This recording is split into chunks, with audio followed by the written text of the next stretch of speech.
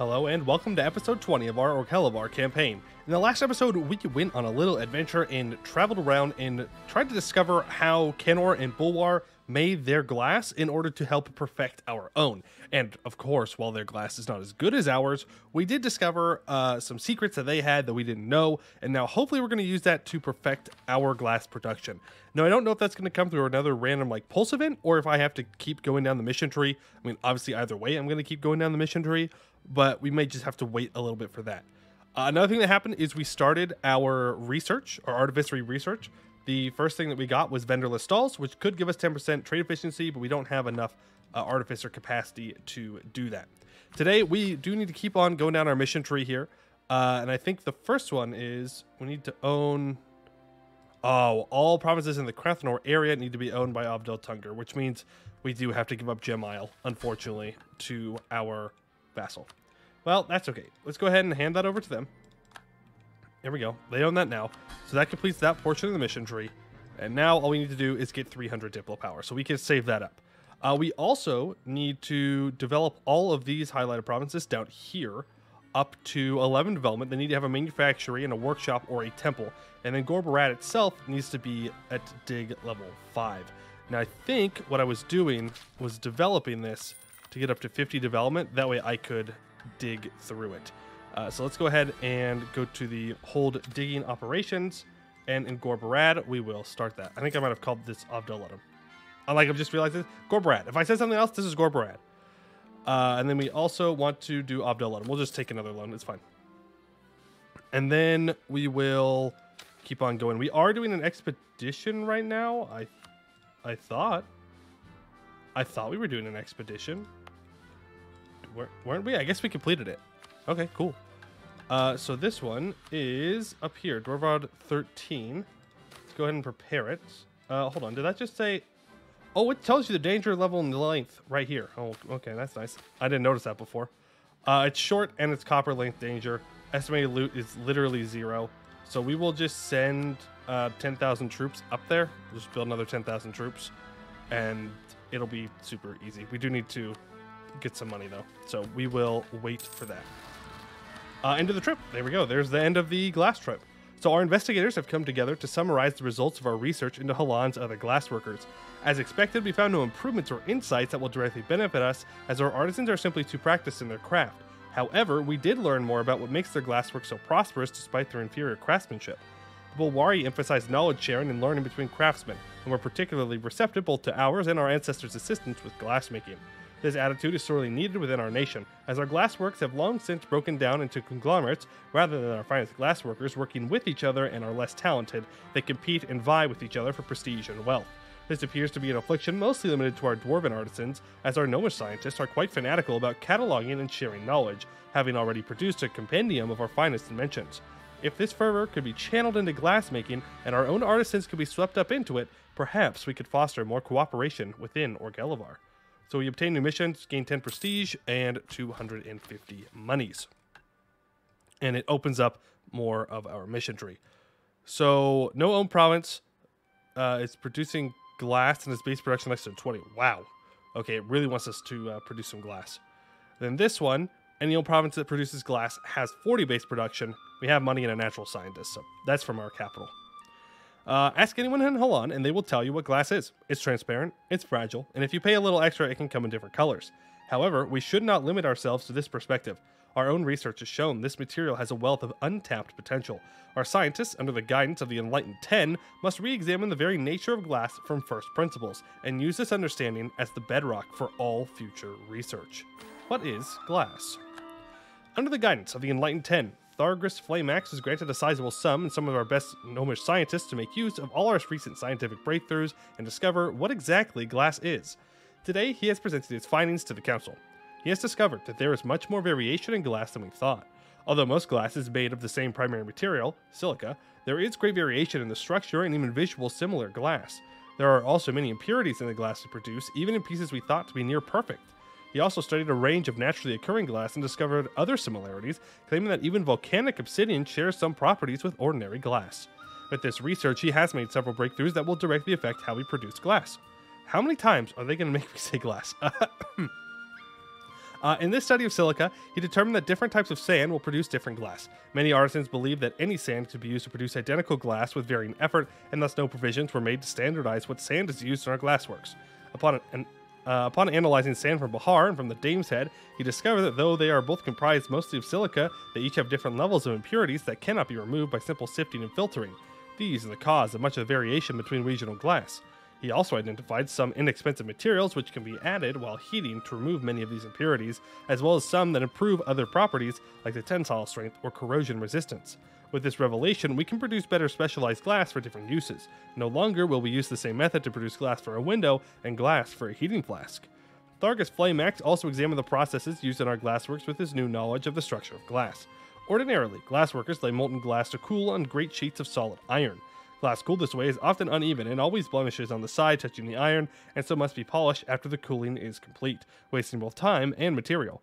On the suggestion of a gnomish scientist with experience in metallurgy, Thargus Flameaxe devised a new method where molten glass floats upon a bed of molten metal to cool. If the metal chosen is one that will not mix with molten glass, such as tin, then the glass form will be perfectly smooth and unblemished without any polishing. He's also drawn up a set of quality assurance tests to perform in our glass. These tests are expensive, going beyond the simple hammer and eye methods of our ancestors. In particular, he has devised an ingenious use of polarized light, which will display colored streaks in any glass with remaining impurities. These tests will ensure our glass is of sufficient quality, but also allow us to quantify exactly what properties our glass has to better market it to our customers. And because we're studying glass, we lose 0.5 yearly prestige a year. Okay, cool. Because we're nerds, I guess. All right. Well, we're going to need a lot of Diplo points. So we're going to go ahead and focus Diplo here.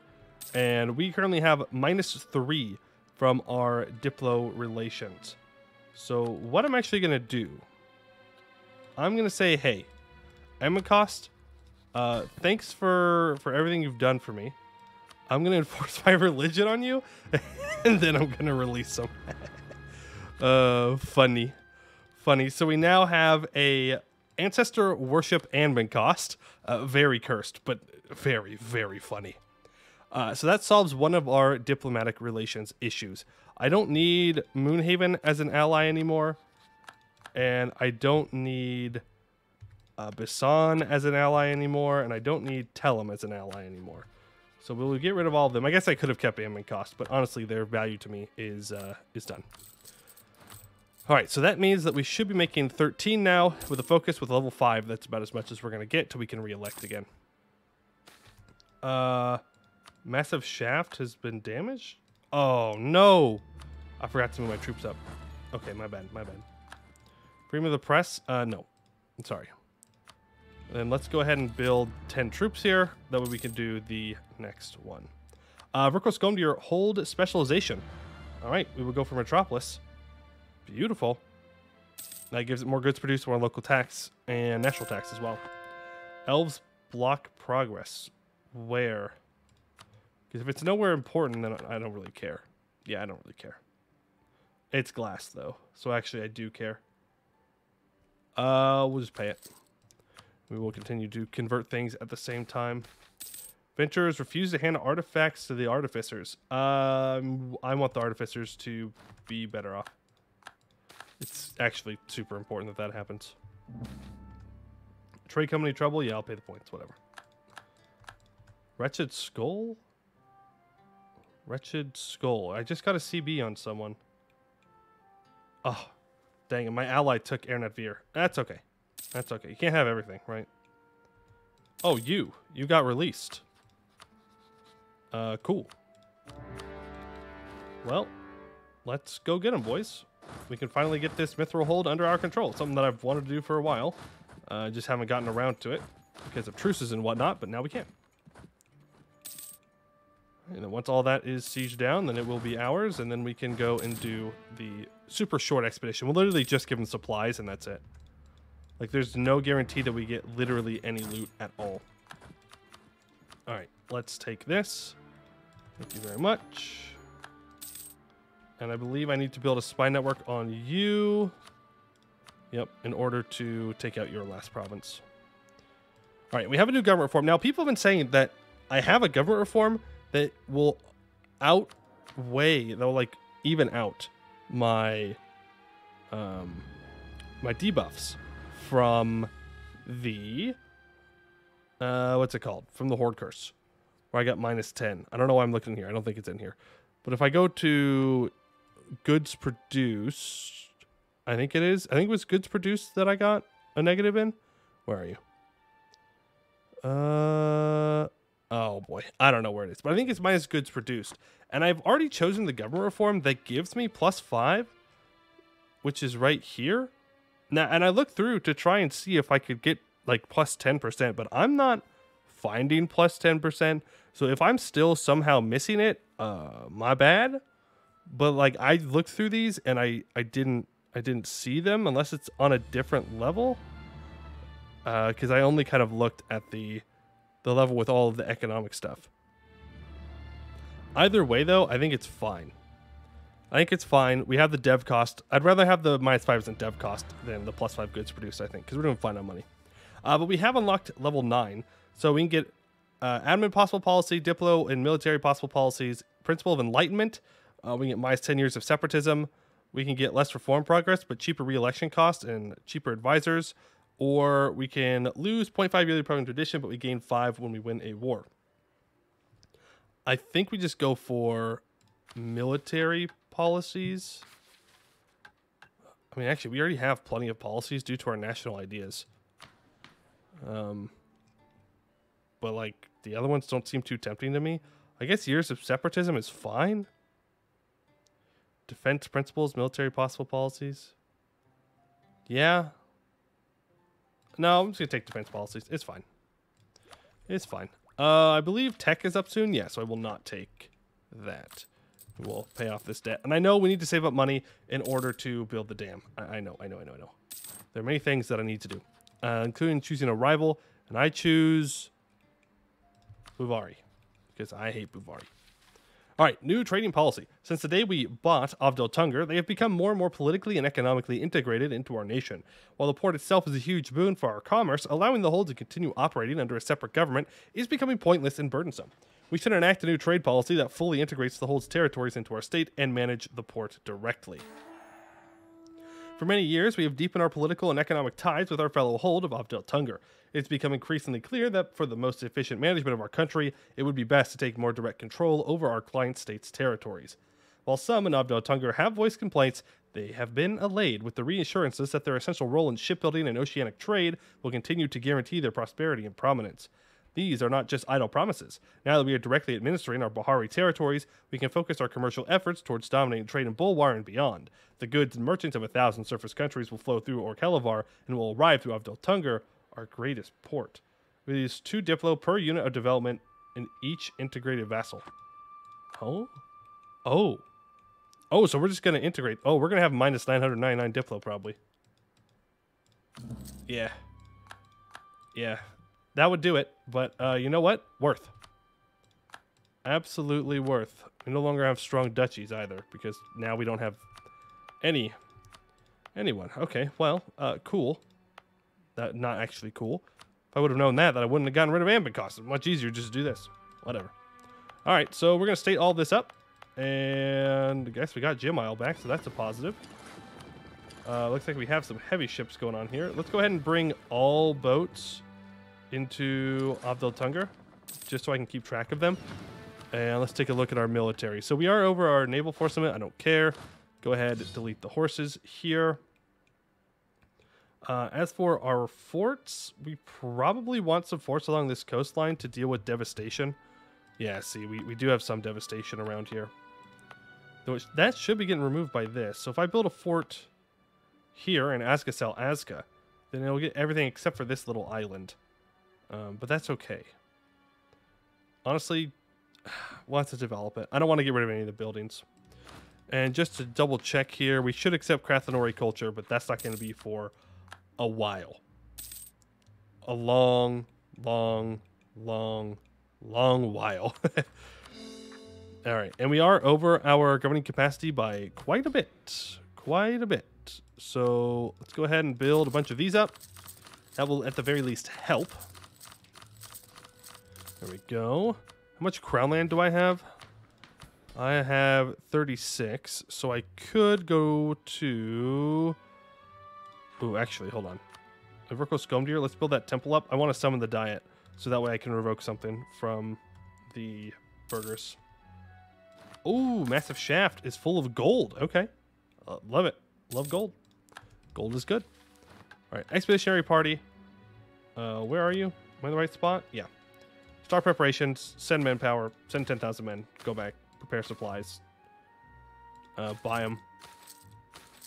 And then use admin points. And literally just send them like this. That should be good. They might just immediately come back. I don't know. I don't know. Lost malfunctioning golem. All right, cool. We come out on top. Take another quantity. We will not do that, though. Building that there. Make sure that we have workshops built up everywhere. So many things I need to spend money on. I will gain the Diplo points. Absolutely. Corrective roar. Why? Oh. Yeah, you're dying to roar in March. Sorry, bud. You're on your own. Portable turrets. This is an artificer thing. Defense can be a tricky affair when charged efficiently, such as, say, by an Orcish horde. Many soldiers can find it difficult to stay in place and defend as needed, even if such a thing will serve them better than simply running. Even when a soldier needs to defend offensively in the case of a siege, a lack of due diligence could greatly lengthen the affair by allowing supplies to slip into the defenders. Portable turrets have been introduced by the mechanists to try and ease these issues. It consists of several guns contained within a metal frame, capable of rotating in a full circle. As the name suggests, these turrets are very easy to move. Placed down in the shape of a box and capable of unfolding to the correct shape. When guided by an artificer, these turrets can fight with the strength of several men with the presence of none.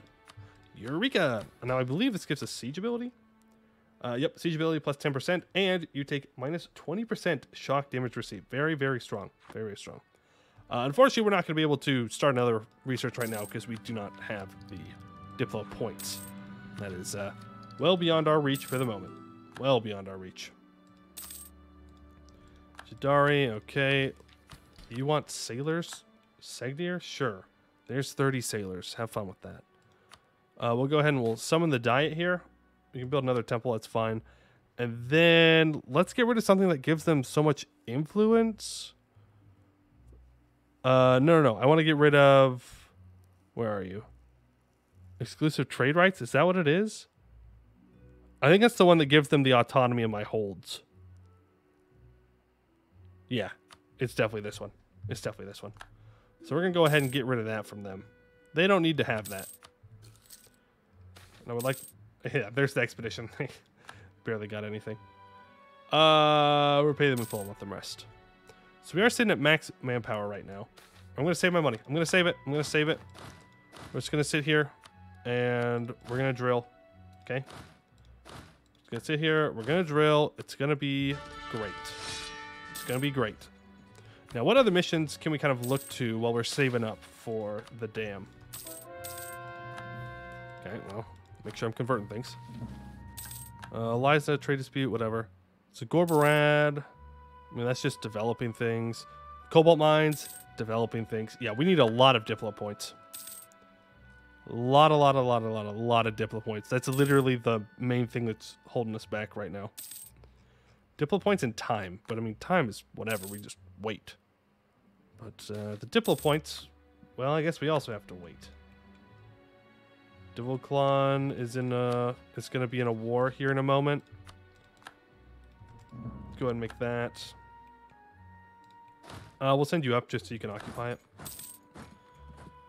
Very good. It's really a shame that he got Ernet Fear. We really got screwed over by Aster calling us into a war against Orghelvar and not giving us anything. That was kind of unfortunate. But hey, sometimes that's just how it goes. We don't really need the land either, so I'm not too concerned about losing it. Okay, you keep drilling, all of you. Very, very good. And that's 16% war score. We take this, we take money, we leave. It's that easy. It's that easy. You can go ahead and start to core that up. All right, remember it's 12,500 in order to get the dam starting to build up, which will decrease our dig speed time. We will take admin tech and we will take mill tech, which gives us new infantry. So we no longer have scattergun auxiliaries. Instead, we will be going to the Ooh, I don't know. 3-2. We have 2-3, 2-2, 2-3, 3-3. I like the Skull Crusher brigades more. The ever-present traditionalist movements present in dwarven society have a great impact even in the army, with many dwarves choosing to adapt the fierce tactics employed by their adventurer bands of old into modern formations in an attempt to relive the glory of the Reclamation. Though these attempts typically ended in disaster, the Skull Crusher brigades were a notable exception. Comprised of veteran adventurers and expeditionaries, these units employed an odd mix of warriors, rangers, and mages to wreak havoc upon enemy lines in a horrific cacophony of bloodshed and terror. Alright, cool. And we can even take some quantity ideas. Awesome. Elven Magi. I can get a bunch of money. Yeah. End of sentence. I can get a bunch of money. The answer is yes, I will do that.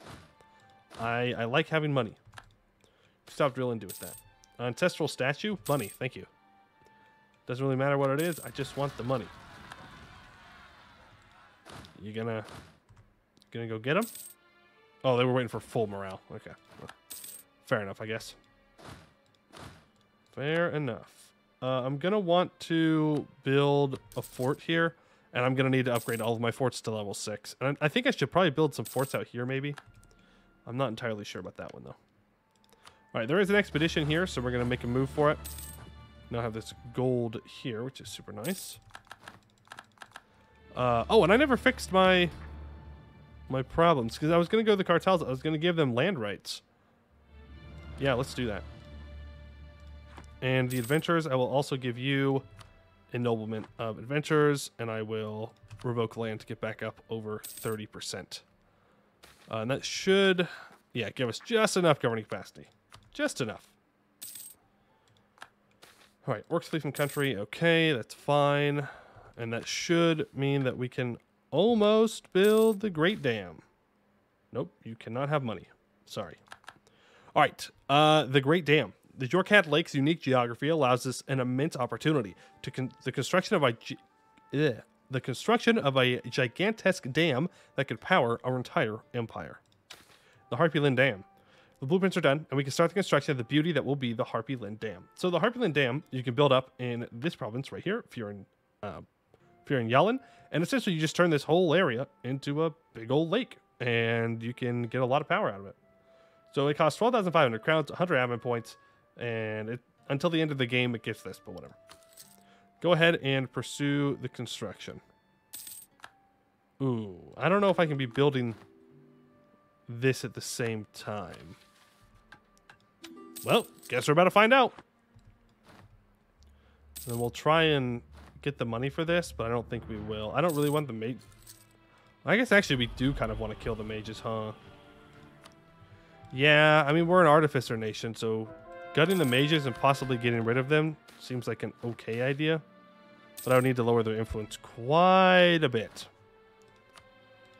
We need some pretty good event chains in order to pull that off. All right, there we go. We have finished quantity ideas. Beautiful. We are losing this. I'll take the infantry combat ability out while we're just chilling here.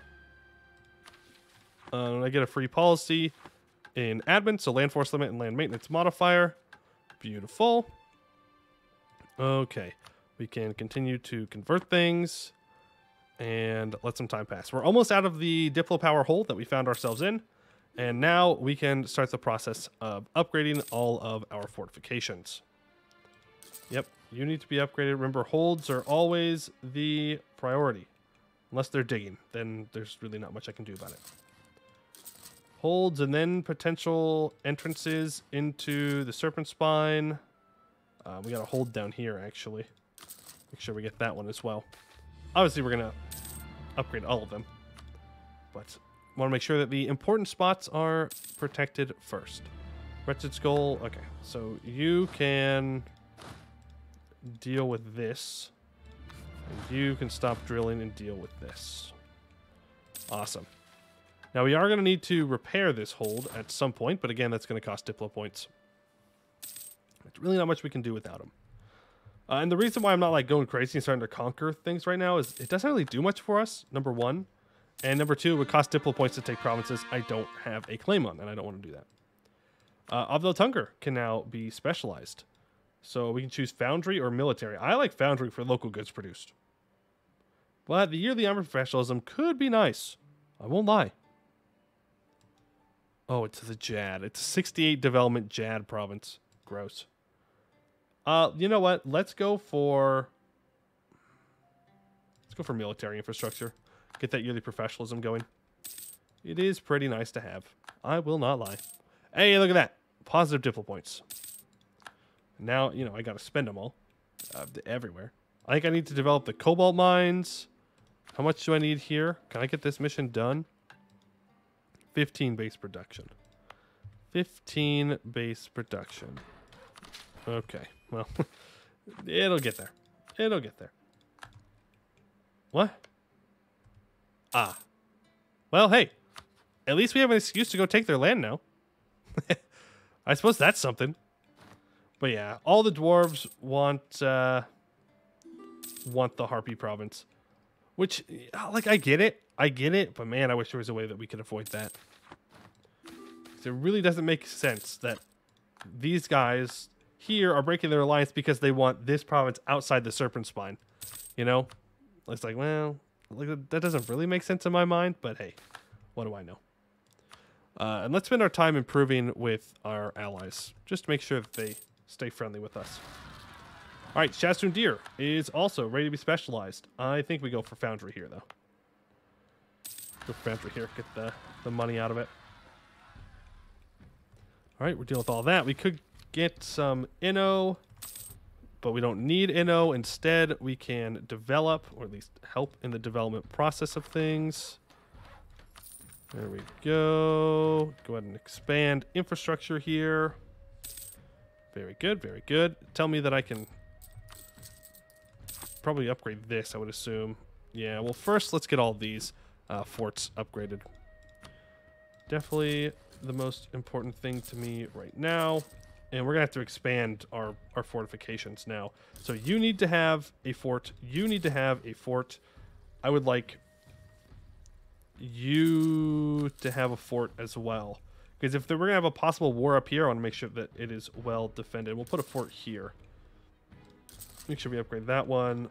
Upgrade all of these. This one and that one. Good. I don't think I missed any. All looking pretty good. I think. I hope. And we'll place a fort in this province here too.